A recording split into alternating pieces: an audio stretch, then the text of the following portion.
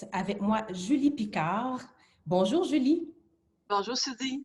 Bienvenue encore une fois parmi nous. Notre page a pris énormément d'ampleur dans les dernières semaines. Donc, je vais vous demander de nous expliquer ce que vous faites dans la vie avant de Oui, commencer. bien, parfait. Donc, bien, bonjour tout le monde. Donc, je travaille à la Caisse du Sud-Ouest de Montréal. Je suis directrice en efficacité organisationnelle. Donc, qu'est-ce que ça veut dire? C'est qu'au niveau de la Caisse, je m'occupe de tout ce qui est projet, déploiement. Donc, moi, j'accompagne l'ensemble des gestionnaires à mettre en place de nouvelles solutions. J'ai une expérience chez Desjardins d'institution financière depuis 2002, donc j'ai fait divers postes. Je suis passée caissière jusqu'à directrice et j'ai été conseillère en finances personnelles. Et mon background est beaucoup en financement hypothécaire, donc je réponds beaucoup à les questions, montage financier. Et durant la crise de la COVID, mon rôle était d'accompagner et les gestionnaires et les employés à mettre toutes les mesures d'accompagnement au niveau des membres en place et s'assurer qu'on accompagnait nos membres de façon proactive. Donc, mon rôle, là, c'est vraiment accompagner finalement les gestionnaires, les employés et les membres dans mon rôle afin de m'assurer que tout est mis en place et que les employés soient accompagnés de façon super pour être premiers, présents et là pour nos membres. Ben, merci beaucoup. Il faut que je spécifie que nous, on ne discute pas des questions nécessairement avant de rentrer sur le live. Je trouve que c'est une meilleure façon là, d'aller chercher vraiment l'essence des différentes informations. La COVID-19 a impacté énormément le marché de l'emploi et particulièrement plusieurs travailleurs du Québec ont perdu des postes. Je dois spécifier que les personnes à qui on s'adresse aujourd'hui, ce sont en majorité des femmes dans la quarantaine, fin de la quarantaine, et qui ont eu des postes de très haut niveau, des postes de gestion, donc qui se retrouvent pour la plupart, soit à la maison avec des heures réduites, soit dans j'ai vu des cas où est-ce que les gens ont eu des démotions. Il y a eu des cas de mise à pied également. Donc, on parle à des femmes qui avaient l'habitude d'avoir des salaires de 150, 200 000 parfois, qui se retrouvent avec la PCU en ce moment, qui se retrouvent à gagner beaucoup plus bas que la moyenne des gains admissibles. Donc, il y a un facteur de gêne important. C'est un sujet d'ailleurs qui est tabou.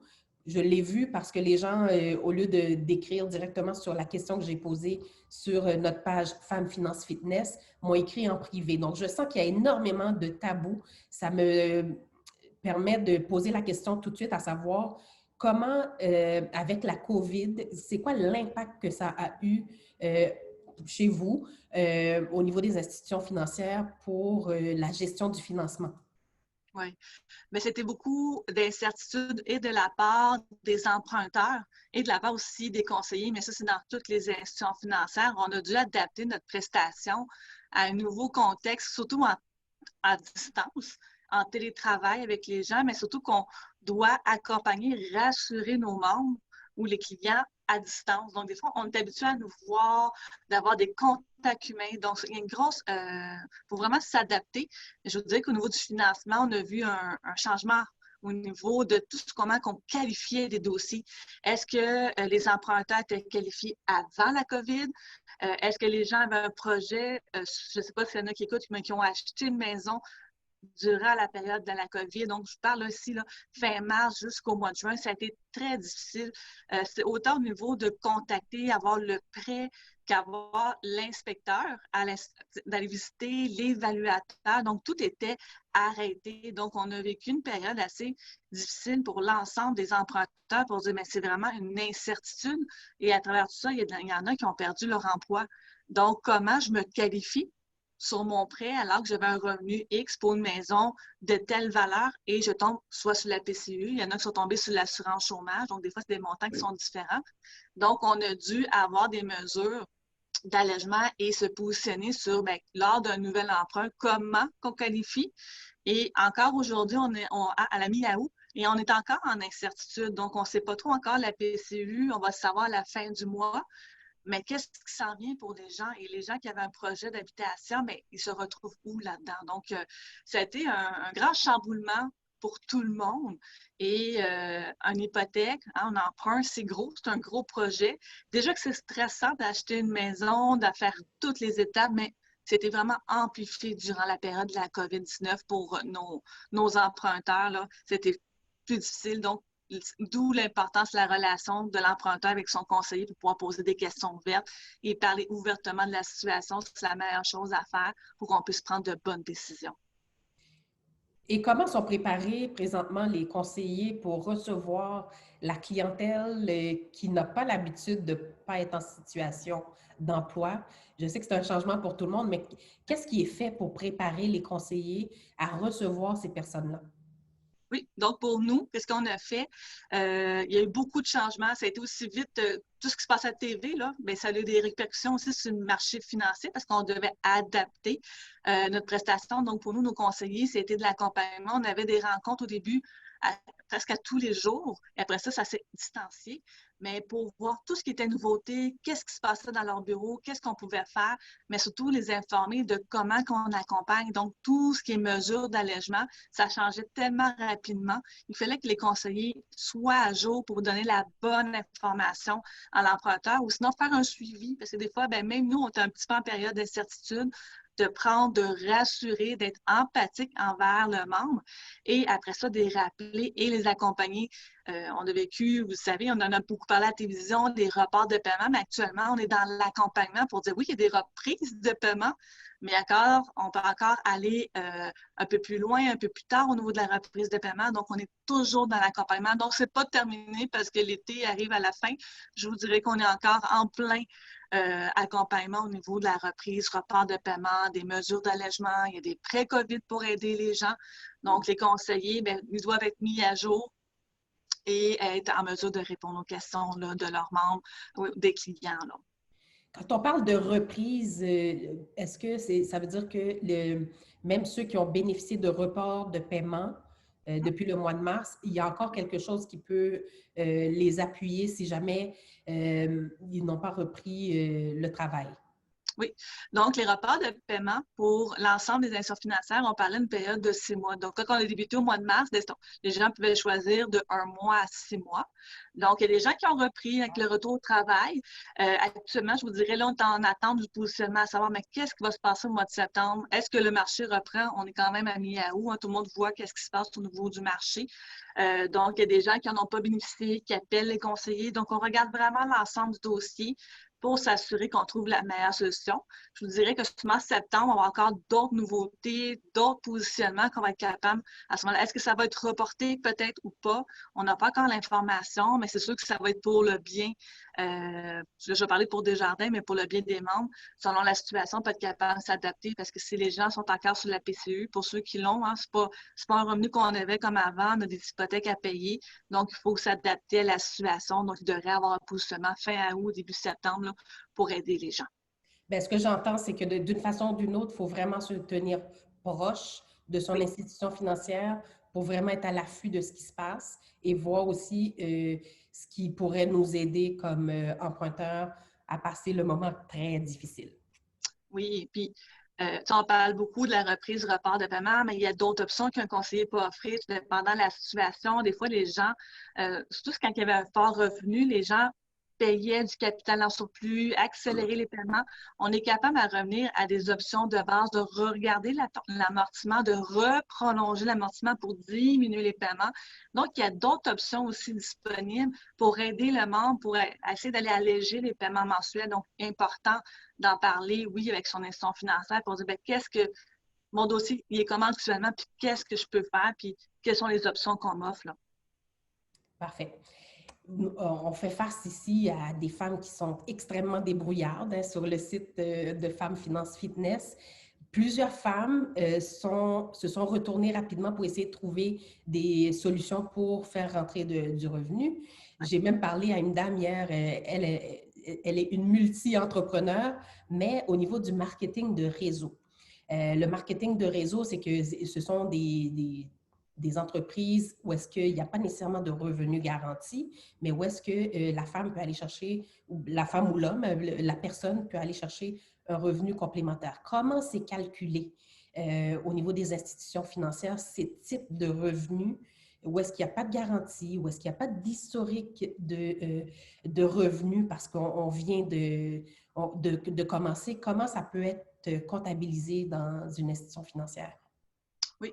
Donc, ce type de revenu-là, si on donne un exemple concret, on peut prendre l'exemple, donc, le meilleur, le Tupperware. Hein? Donc, les gens, je vais mettre au niveau de Tupperware, je vais vendre au niveau de mon entourage. L'institution financière, peu importe laquelle, il faut que toujours ce soit des revenus qui soient déclarés. Donc, exemple, quelqu'un qui fait ça depuis des années, que c'est son métier, ils ont un compte entreprise, sont capables de démontrer le revenu, ça va être considéré. Donc, il y a des moyens de revenus. Si une personne débute maintenant, donc, par exemple, on a perdu un revenu, j'ai besoin de revenus supplémentaires, vous venez voir une institution financière pour un prêt, mais ça vient débuter. Donc, l'institution financière ne peut pas voir l'historique. Hein. Habituellement, on demande toujours un historique de 2 ans au niveau du revenu, que ce soit un emploi qui est temporaire. Exemple, je travaille dans un magasin, je suis gestionnaire ou quoi que ce soit. Donc, quand il y a un nouveau revenu qui rentre, surtout un nouveau travail autonome, il faut me démontrer l'historique, mais aussi on regarde, est-ce que c'est dans le même métier? Des fois, il y a des gens, exemple, qui travaillent et qui se lancent en affaires. Donc, je travaillais pour une compagnie et là, maintenant, je lance ma compagnie dans le même domaine. Donc là, on est capable de voir le lien. Les revenus potentiels. Mais quand il y a un changement comme ça de milieu ou de travail, donc l'institution financière ne va pas nécessairement le considérer immédiatement. Elle va vous demander de vous montrer, de montrer des preuves et va vous demander le premier rapport d'impôt pour voir comment vous déclarez dans votre nouvelle entreprise si c'est déclaré. Parce que comme je vous dis, si ce n'est pas déclaré, malheureusement, l'institution financière ne pourra pas le considérer au niveau de votre qualification pour un prêt. Donc, par exemple, présentement, je suis en train de coacher une équipe de femmes qui vont être des travailleurs autonomes, mais qui sont en train de développer le marketing de réseau. Mais on parle de revenus mensuels à peu près de 10 000 depuis le mois de mars à peu près. Donc, l'institution financière est en mesure de considérer ces informations-là d'une certaine façon parce qu'il n'y a pas d'historique, mais il faut vraiment penser à déclarer. Donc, c'est vraiment la stratégie de départ. Vous avez un revenu, il faut que ça soit, avoir un compte spécifique, puis il faut déclarer pour que ça puisse être considéré au niveau des institutions financières. Oui, tout à fait. Des fois, les gens disent, j'ai un compte personnel, je ne veux pas déposer ça dans mon compte personnel. Il faut vraiment distinguer l'activité de votre compte personnel que vous avez. Habituellement, il y a un compte entreprise ou un compte à part pour justement faire tous ces dépôts-là dans un compte et aussi pour aider au niveau fiscal, au niveau du comptable ou quoi que ce soit. Donc, c'est important parce que l'institution financière va regarder les activités, comment que la personne gère cette nouvelle activité-là et comment c'est déclaré aussi. C'est super important. Des fois, les gens font comme, non, il faut que ce soit déclaré. Donc, au niveau, parce que nous, on regarde aussi au niveau des impôts. Est-ce que les impôts sont à jour? Est-ce que ça a été payé? Donc, c'est important que tout soit, je vais dire, conforme et que tout soit déclaré là, pour que ce soit un revenu qui soit admissible à du financement. Parfait. Nous sommes entre nous, entre femmes. J'ai reçu plusieurs questions par rapport à la séparation. On sait que beaucoup de familles se sont retrouvées ensemble et ont découvert peut-être qu'il n'y avait plus d'affinité, mais financièrement parlant et particulièrement dans un contexte justement de perte d'emploi. Qu'est-ce qui peut être fait pour appuyer les femmes ou les membres et clients dans des cas de séparation où est-ce qu'il y a en plus une perte d'emploi? Oui, on dirait que les séparations, hein, c'est un des rendez-vous, c'est difficile avec le conseiller hein, parce que c'est beaucoup émotif, première des choses, puis c'est tout ce qu'on a bâti durant les dernières années. Les cas de séparation, on va regarder au niveau du conseiller, mais qu'est-ce que les gens détiennent? Donc, surtout quand il y a un financement hypothécaire, parce que le financement hypothécaire, les deux personnes sont propriétaires, les deux personnes payent. Donc, ici, c'est sûr, je vais vous inviter aussi à consulter un avocat pour avoir des conseils juridiques. Donc, nous, dans les cas de séparation, c'est qu'on va regarder, mais parfait, mais il se passe quoi avec la maison? Des fois, les gens décident de vérifier chacun de leur côté. Est-ce que moi, je me qualifie pour avoir la maison? à mon nom et l'autre personne rachète ma part, mais dans un contexte actuellement de perte d'emploi, donc il y a deux façons de qualifier, je vous dirais actuellement, comment qu'on fait, c'est parfait. Actuellement, on n'a pas de revenus, on est sur la PCU. Est-ce que c'est temporaire? Exemple, qu'est-ce qu'on va dire? Mais d'ici 3 mois, est-ce que vous allez reprendre votre travail? Est-ce que vous êtes capable de donner une lettre de votre employeur qui confirme que le revenu va être de retour? Si c'est le cas, on va qualifier la personne avec son revenu normal de travail. Mais il faut avoir des preuves. Il faut que l'employeur nous confirme qu'il va en retour à l'emploi. Dans le cas contraire, c'est qu'on va qualifier la personne sur les revenus actuellement. Donc, soit sur la PCU, on sait que ce n'est pas beaucoup de revenus quand on a une grosse hypothèque, ou, exemple, donc des fois, il y a des gens qui sont sur l'assurance chômage. Donc, des fois, ça peut bien aller. Des fois, on peut se qualifier. Donc, c'est pour ça l'importance de regarder et de faire le constat de ce qui se passe. Donc, c'est comme ça que les gens déterminent habituellement, est-ce que monsieur reprend la maison, est-ce que madame reprend la maison. Et des fois, il y a une décision de vendre la maison pour pouvoir aller se dégager quand même d'un engagement financier qui est important parce qu'on ne peut pas juste décider, même durant une séparation, de ne pas payer un prêt hypothécaire. Vous êtes tous les deux, donc, et le monsieur et la madame, donc responsables du prêt, et c'est les deux dossiers qui sont entachés par des non-paiements. C'est super important. Donc, extrêmement, extrêmement important. Puis des fois, ouais. on en a déjà discuté, hein, des cas où est-ce que il y a tellement de choses, il y a tellement de soucis qu'on on lâche le volant, on pense que c'est fini. Même si c'est une personne du couple, dans le fond, c'est juste un seul membre du couple qui payait l'hypothèque. Si c'était aux deux noms, les deux crédits sont affectés. Donc, Oui. c'est vraiment important même dans un cadre de séparation, de s'assurer d'aller voir son institution financière, de se protéger, de protéger son propre crédit Oui. en allant voir justement qu'est-ce qui est possible.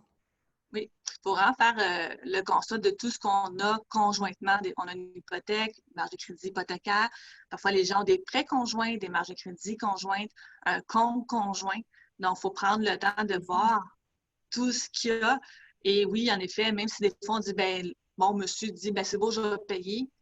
Mais si c'est aux deux noms, puis s'il ne paye pas, ben, c'est monsieur et madame qu'on appelle pour dire, le prêt est en retard. Oui, mais monsieur, c'est deux personnes, donc on ne voudrait pas déclencher des processus de reprise parce que justement, on a une incompréhension au niveau de qui parle, qui paye et à qui qu'on doit parler. Donc, nous, tant que les deux personnes sont là, donc c'est la responsabilité des deux emprunteurs jusqu'à temps que ce soit transféré à une personne ou l'autre, ou bien qu'il y a une décision de vente de propriété qui peut être une option. On espère la dernière, mais c'est des choses qui arrivent aussi.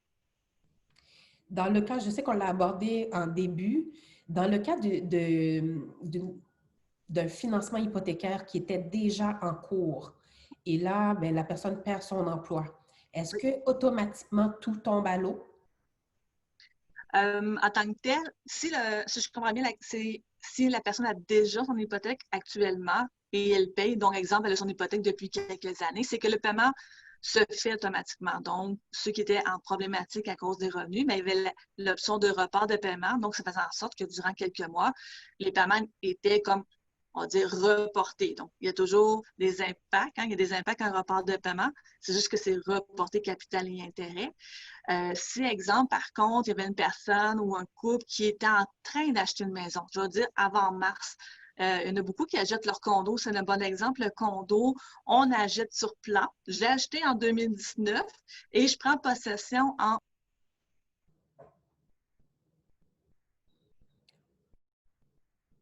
Oh, on n'entend plus, Julie. Je pense que le micro est fermé.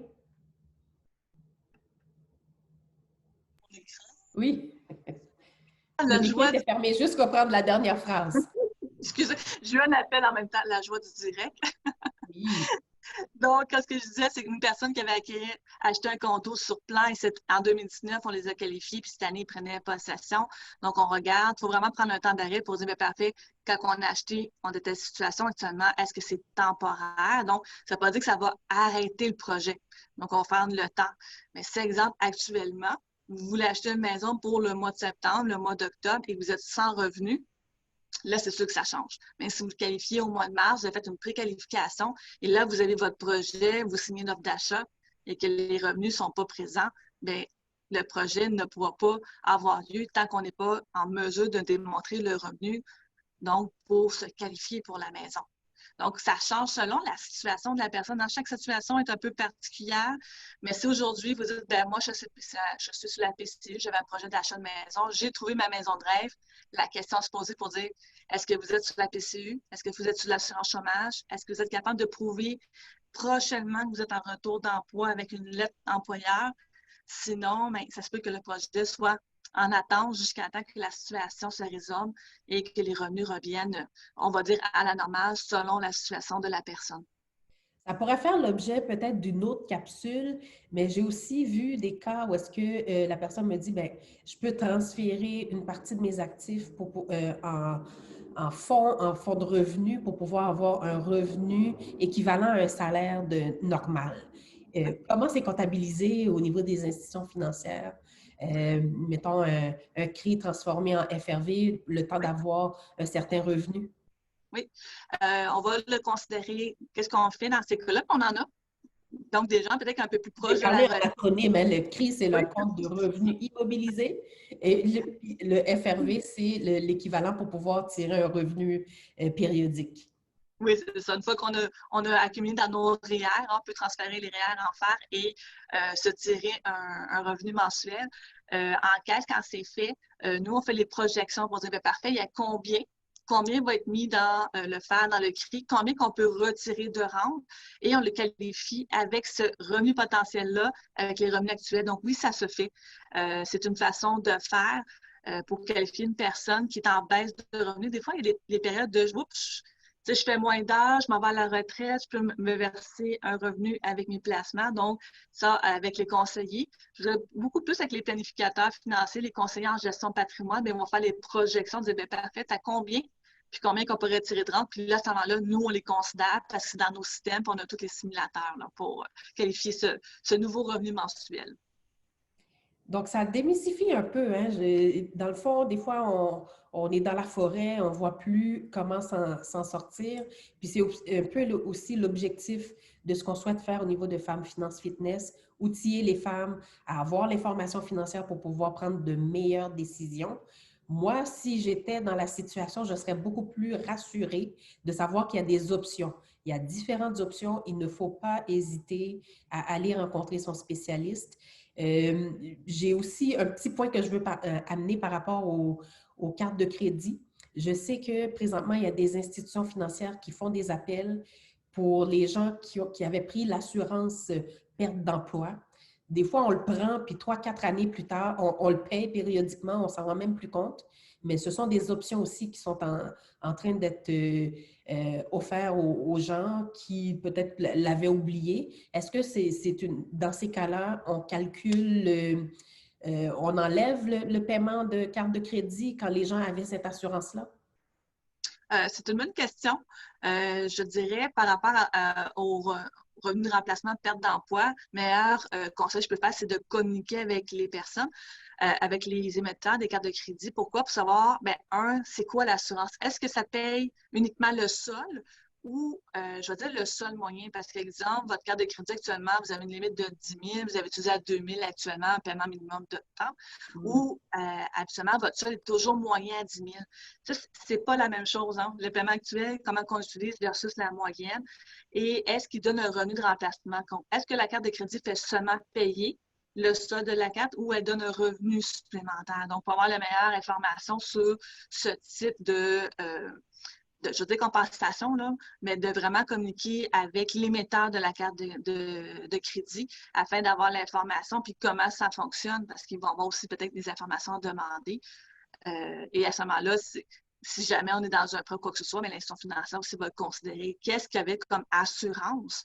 Tu sais, on a toutes sortes d'assurances dans la vie, des assurances personnelles, des assurances sur les prêts hypothécaires quand on est donc invalide ou quoi que ce soit, mais perte d'emploi est une autre catégorie. Donc, l'émetteur de la carte de crédit est la meilleure personne, je vais dire, pour bien répondre puis bien orienter les personnes sur comment ils doivent faire cette demande-là pour avoir admissibilité et avoir un allègement, là.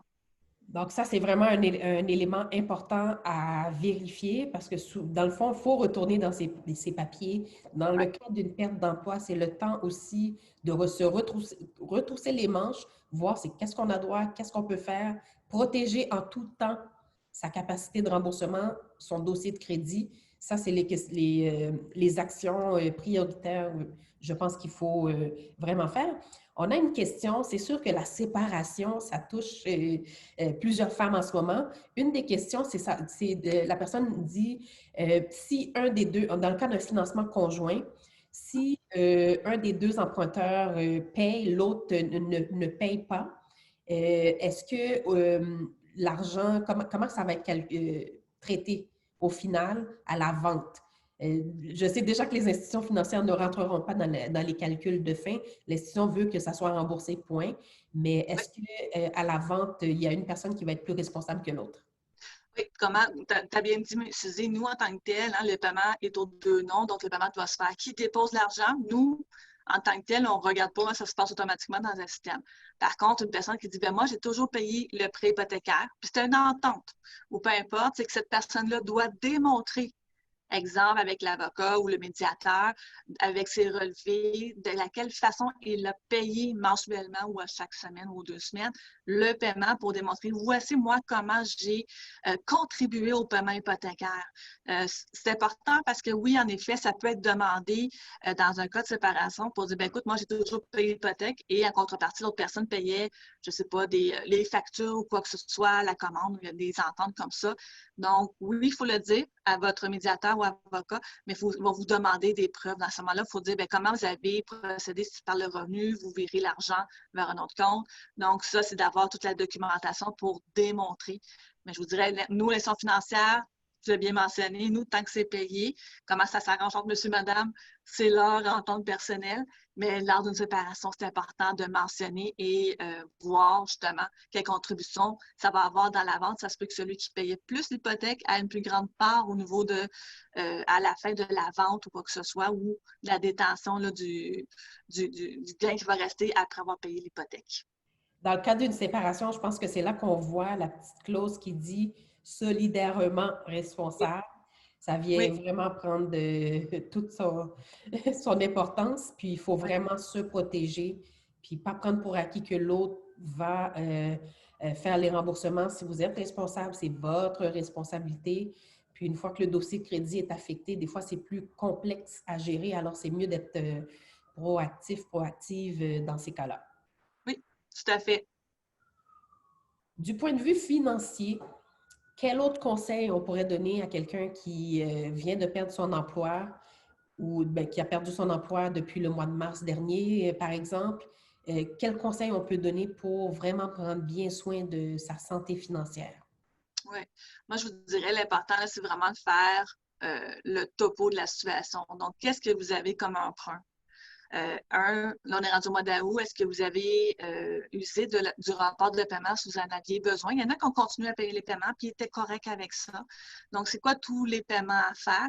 Et c'est quoi aussi vos avoirs? Parce que cette situation-là a aussi obligé des personnes à prendre les fonds d'urgence qu'ils avaient mis de côté. Un fonds d'urgence, c'est de l'épargne qui est facile à prendre. On ne parle pas de REER, que c'est enregistré, qu'il y a des impacts financiers. Donc, c'est quoi la situation pour vraiment être capable de vous dire de faire un budget avec la situation actuelle. Le budget actuellement des gens est complètement différent au mois de janvier 2020. Il y a beaucoup de choses qui ont changé, donc c'est vraiment faire le topo. Où est-ce qu'on est rendu? Puis du moment que vous avez une angoisse, un questionnement, mais prenez téléphone, appelez votre institution financière, parlez à un conseiller pour voir qu'est-ce qui est possible de faire. Il se peut qu'il y ait des refinancements de possibilités. Il y a plusieurs possibilités. Chaque situation est individuelle, elle est différente. Donc, chaque solution pour chacun des personnes. Donc, c'est vraiment, ne restez pas avec une angoisse, essayez de voir comment votre institution va vous aider. Je pense que c'est l'un des meilleurs conseils à donner vu la situation. Puis, comme je vous le dis, actuellement, au mois d'août, septembre, il y a des nouvelles qui vont sortir du gouvernement.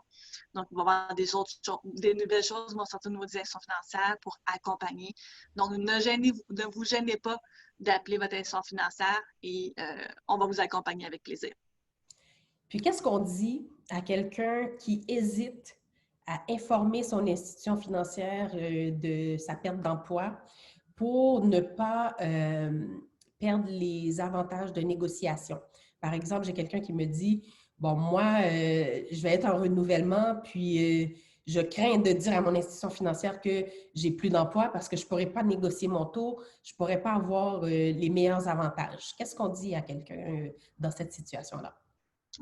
Lorsqu'on fait un renouvellement hypothécaire, c'est qu'on va revoir la situation avec le membre. On va lui demander, bien parfait, on renouvelle, on est rendu à X jours, votre renouvellement est à telle date. En tant que tel, c'est qu'on ne va pas refaire une nouvelle qualification. On ne requalifie pas les prêts au renouvellement, mais on s'assure de mettre le dossier à jour. Donc, le c'est bon taux, à répéter ça. oui, C'est bon à répéter. Donc, on qualifie la personne au moment de l'achat, oui, mais tout à fait. au moment du renouvellement, on a l'immeuble en garantie et on ne requalifie pas l'emprunteur.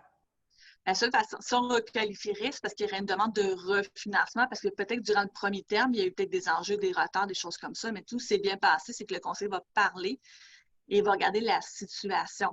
Je comprends les gens qui hésitent pour dire, ben, je ne dirais pas, mais on voit beaucoup de choses dans le système informatique. Hein? Ça lit les dossiers, les habitudes des gens. Moi, je vous dirais, il faut être honnête. Le taux et les taux offerts selon le volume de détention que vous avez. Donc, est-ce que vous avez une hypothèque de 100 000 ou une hypothèque de 500 000? Donc, ça va être le volume avec votre habitude de paiement. Donc, c'est exemple, vous avez perdu l'emploi, vous ne l'avez pas dit à votre institution financière, puis ouf, les derniers mois étaient difficiles, vous l'avez payé votre prêt hypothécaire, mais toujours en retard, on le voit dans le système. Donc, on voit qu'il y a des retards. Et ça a un impact. Donc, mieux le dire. Et l'institution financière va peut-être vous proposer des solutions que vous n'avez pas pensé non plus. Est-ce qu'on peut prolonger l'amortissement? Est-ce qu'il y a un refinancement qui est possible? Il y a plusieurs choses qu'on peut faire. Donc, ça n'enlève pas la négociation parce qu'on est dans une ère de négociation. On est habitué maintenant. On sait que les gens veulent le meilleur des taux, puis c'est normal.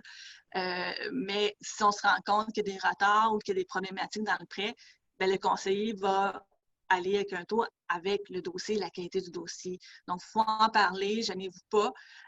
C'est pas là qu'on va aller descendre le taux, c'est qu'on va vous trouver une solution. C'est pour ça qu'on est là, c'est de trouver des solutions pour accompagner les gens, pour être bien pour le prochain terme. Et ça va aussi décider, est-ce qu'on prend un terme d'1 an, un terme de 5 ans? C'est quoi la situation de la personne? Chaque terme a un taux différent. Donc, un terme de 5 ans, un terme de 1 an, c'est pas le même taux. Il y a des taux verts, il y a des taux fermés. Exemple, vous pensez peut-être vendre votre maison l'année prochaine à cause de la situation. Vous n'en parlez pas à votre institution financière, puis ils vous font un terme de 5 ans. Ils vous brisez votre terme, vous allez une pénalité. Donc, il faut vraiment parler de nos projets actuels et futurs. Sinon, le conseiller ne sera pas en mesure de vous offrir le bon produit hypothécaire pour votre renouvellement. Donc, il faut aller un peu plus loin que juste le taux. Il y a le conseil qui vient avec. Ça, c'est super important. Puis dans un contexte comme le contexte actuel, la relation qu'on a avec l'institution financière vient vraiment jouer un rôle important dans les décisions qu'on prend, puis les erreurs aussi qu'on peut commettre. Donc, avec les explications comme ça, je trouve que ça permet vraiment de voir l'importance de maintenir une bonne relation ouverte avec son institution financière, aller chercher tout ce qui est possible d'aller chercher en ce moment. Donc, il y a des solutions. Puis l'objectif ultime de l'institution financière, c'est vraiment la satisfaction de sa clientèle. Donc, tout ce qui est possible pour, au niveau des mesures d'allègement, le client va pouvoir en bénéficier. Donc, c'est un très bon point. Il y a, dans certaines situations, c'est important d'avoir tous ses œufs dans le même panier parce que je pense que l'historique, le portefeuille permet d'aller quand même chercher des bons avantages, même dans une situation de perte d'emploi. Oui, c'est un bon point que tu amènes, Suzy. Tu sais, des fois, on parle de diversifier, puis des fois, les gens disent, bien, diversifier, c'est plusieurs institutions financières. C'est pas nécessairement ça. Diversifier, c'est d'avoir divers produits. Donc, exemple, des REER, le CELI, il y a des placements à terme, il y a des placements des PGLM, donc des placements garantis. Diversifier, c'est d'avoir plusieurs types de produits selon son profil d'investisseur. Et une fois que vous avez tout ça, donc à la même institution financière, donc on voit l'historique des dernières années, vous avez toujours accumulé de l'argent, puis vous êtes dans une situation problématique causée par un événement extraordinaire qui est la COVID. L'institution financière va en tenir compte. Ce n'est pas nouveau, vous n'avez pas de nouvelle relation avec l'institution financière, donc c'est un point super important. Donc, de relation entre le client, le membre et l'institution financière. Parfait. Bien, merci beaucoup, Julie Picard. Toujours un plaisir d'avoir ces capsules. On va certainement en avoir d'autres. Puis, j'invite les gens à nous faire part des sujets qui pourraient les intéresser en lien avec la finance. On en a fait plusieurs jusqu'à maintenant et le retour est vraiment très intéressant. Je sais que ça ajoute de la valeur à nos femmes, et cette capsule est aussi disponible sur notre chaîne YouTube, donc c'est ouvert à tous. Mais en priorité, ce qu'on souhaite, c'est vraiment outiller un maximum de personnes à prendre de meilleures décisions financières. Puis merci d'y contribuer, Julie Picard. Mais ça fait plaisir. Merci et à très bientôt. Merci, à la prochaine. Bye. Bye.